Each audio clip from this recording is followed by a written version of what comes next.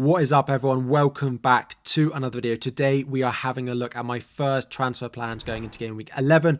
Game week 10 has completely finished, so we're going to have a look at my first lineup, players I'm considering selling, and who the key transfer targets are.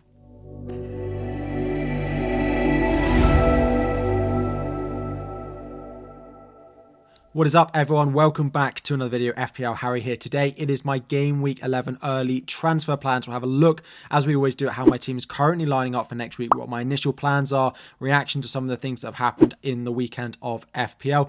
Before we dive in, 1,000 likes on the video is always the aim. Subscribe if you are new around here as well. A bit of a disclaimer, I'm recording early into the Manchester United versus Manchester City game, but it is unlikely to have any sort of implications on my transfer plans. The only player I have in that game is Erling Haaland. I'm planning on keeping him for Bournemouth at home. If something completely changes that I need to do it, then you won't be seeing this video. Simple as that. So looking at how my team is lining up for the weekend, I made 2 transfers going into game week 10 close to the deadline. I sold James Maddison down to Mitoma, which in theory is a transfer that didn't actually pay off.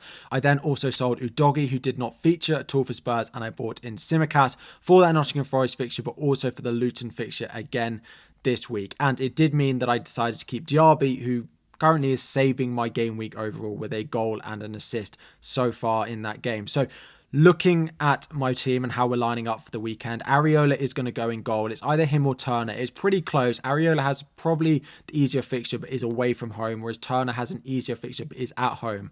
I am just going to go with Areola. I do think Nottingham Forest are conceding too many goals at the moment. In defence is currently Cash, Tsimikas, and then I've got to play one of Gabriel and Dan Burn.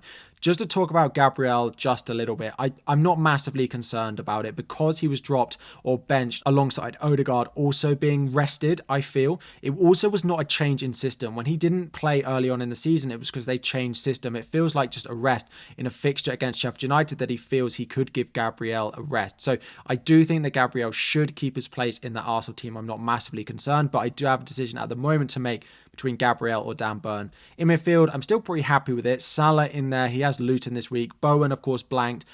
Bit disappointing, but I am keeping him for the fixtures he's got. Mitoma with the fixture, Chelsea at home for Son. Then we have Diaby away from Nottingham Forest, and up front we have Watkins and Erling Haaland.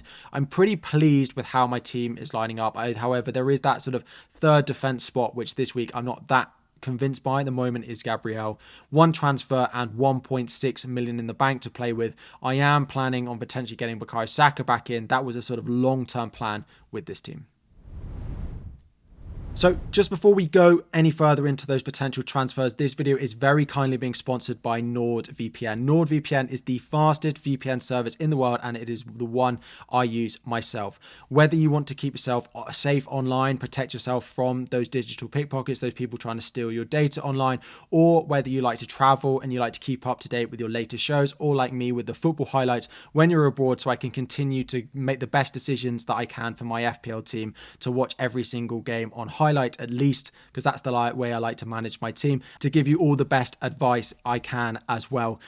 It is so simple to use, but if you do have any issues, they have 24/7 support. They are doing big discounts as well of up to 4 months free extra, depending on how long you sign up for as well. These sponsorships do massively support the channel. They do help me hopefully to get to that position where I am full-time FPL. So if it's a tool of interest to you, do check out the link in the description, the link that is floating around on screen as well. But let's dive into those potential transfers. So I spoke about the potential change in defense for me, and there is a issue with my third defender spot. At the moment, Dan Burn and Gabriel are fitting into that one spot, both of them playing against each other in a fixture I think that both teams will score in. However, there are some cheaper options that I could go and buy into my team. The reason I'm looking at cheaper options is because the money that I would free up from getting one of these is the final bit of money that I need to free up to do Diaby up to Bukayo Saka in game week 12. So I could do Burn or Gabriel to a Crystal Palace defender who have a nice run of fixtures coming up, but I need that bit of money to do that potential upgrade. Now, looking at the options, there are 3 real options that I'm looking at. Lascelles is probably the most short term, but he is playing for Newcastle at the moment until Sven Botman is back. However, the weeks that I would need him, for example, this week, doesn't have a good fixture, so it's not really worth making the transfer this week. Mikalenko, interestingly, 4.3 million. Everton just kept a clean sheet against West Ham. The fixtures coming up for them are okay. They do play Brighton at home this week, though, so that's not perfect, but it is okay. It is potentially better than the fixtures I've got there. However, I spoke about it on my deadline stream, and I'm sure you're all going to laugh at me at the moment, but if Harry Maguire puts in a decent enough performance, or even if he doesn't, I feel like he's first choice for Manchester United at the moment on that left side of the centre-back position. And the fixtures that he has in the weeks that I would need to play him: Fulham at home this week. In game week 13, he also has Everton at home, and he has Bournemouth at home in game week 16, which are the 3 weeks that I have a potential difficult fixture in. So Dan Burn down to Harry Maguire would free up the money that I need to go and do Diaby all the way up to Bukayo Saka.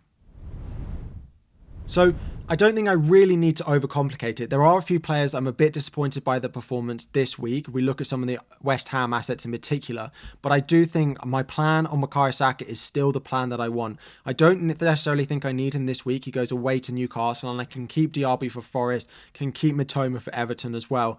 But I do think that one free transfer of moving Dan Burn down to Harry Maguire. Harry Maguire will play in my team because, of course, he has that Fulham fixture, which is better than the Newcastle versus Arsenal fixture. It will then mean that Gabriel comes out of my starting 11 and drops down to my bench. Again, this will free up enough money with actually a 0.1 buffer as well to do Diaby up to Bukayo Saka. So even if Bukayo Saka rises once this week, I will still have enough money in the bank to do that transfer. There isn't much more I want to complicate it on. I am keeping an eye on the likes of Mitoma, Jared Bowen, some of the others in there. Those two in particular, maybe in defence as well. Cash, lucky that he got subbed off for a 5-pointer before Aston Villa did concede against Luton. He is staying in my team for the short term. I do look at Levi Colwill as an option of a cash replacement once the Chelsea fixtures do get a little bit better though, around game week 15 or 16. So Dan Burn probably out because I do expect Gabriel to keep his place. Dan Burn out to Harry Maguire. Harry Maguire starting over Gabriel. Then having enough money next week to do Diaby up to Bukayo Saka is my plan. It feels quite simple this week. Let me know any questions you have about your team. Is there anything glaring I'm missing with my team? Put it all in the comment section down below. As always, I answer all the questions in the first half an hour of every video. And I'm actually on a train for 3 hours this evening. So I hopefully will have time to answer so many more questions as well. So leave anything down in the comment section. Like the video if you haven't already. 1,000 likes on the video is the aim. Subscribe if you are new around here. And I'll be back again very soon.